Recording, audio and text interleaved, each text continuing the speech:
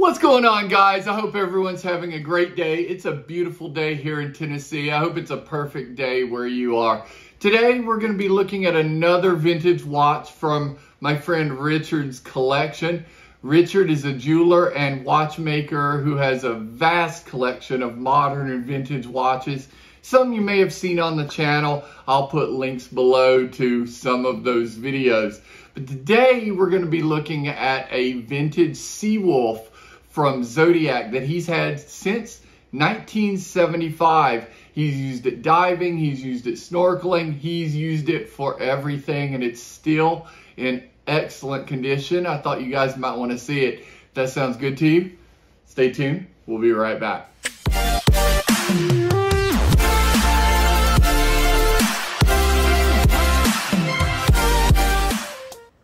All right, guys, we're going to get right into it, looking at Zodiac. This one, another Zodiac Seawolf from Richard.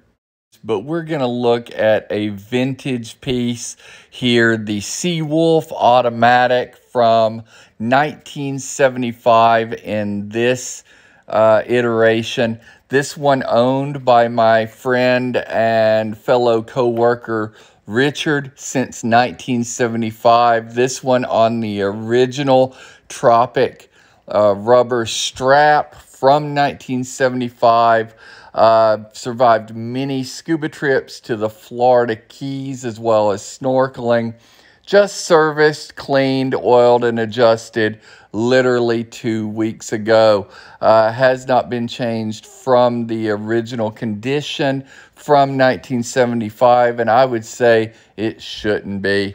These guys are beautiful. This is a reference number 1750B. This is a 35mm Zodiac made case with an 18mm lug width. The case number is actually a number 722-946B. It is their famous iteration. It's instantly identifiable as the Zodiac. And as I said, this one is from 1975. Gray blue Bakelite bezel in beautiful condition with an in-house caliber 70-72B automatic with quick set date, something you didn't see a lot of back then. And on my 6 3/4 wrist, you can see that 35mm case fits very, very nicely. These guys, like Rolex, have their serial numbers between the lugs under the rubber strap or bracelet. These were available in either bracelet or rubber strap versions. And they were originally introduced in 1953 at Baselworld as the very first, world's first, mind you, commercially available dive watch.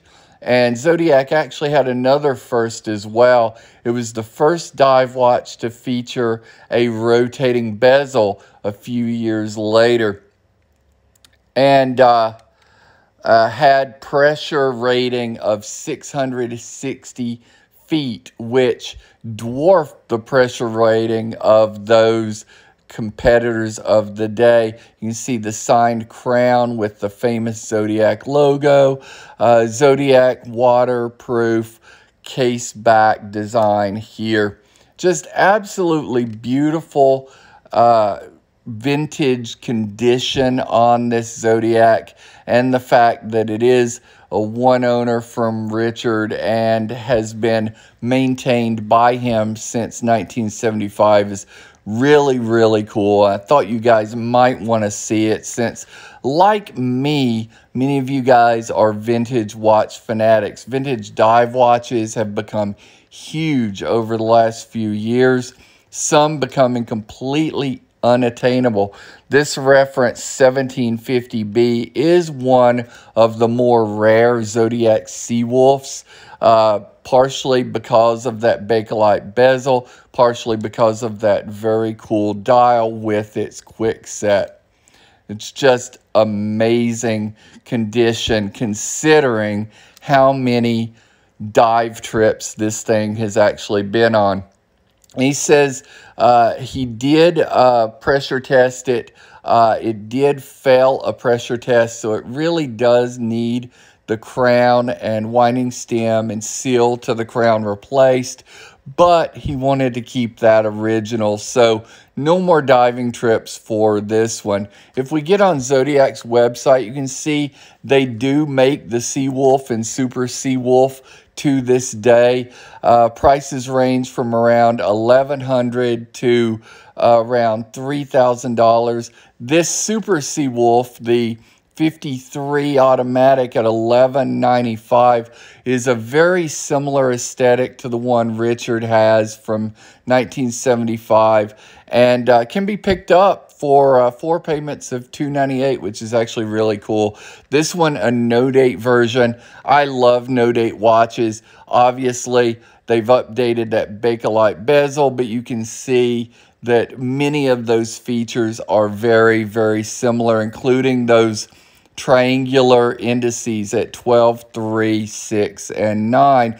39 millimeter as well, so slightly larger with a 20 millimeter strap width. Now, still 316 stainless steel, 20 ATM water resistance, no battery obviously because we're talking automatic, and this one is available like the vintage piece was on a bracelet. This bracelet, absolutely beautiful, a little dressy than what you would expect for a dive watch. I would opt for it on the strap as it looks more correct to the aesthetic. But what would you choose, guys? Would you choose the vintage Zodiac Seawolf over the more modern Super Seawolf, or would you pick the more modern Super Seawolf over the vintage?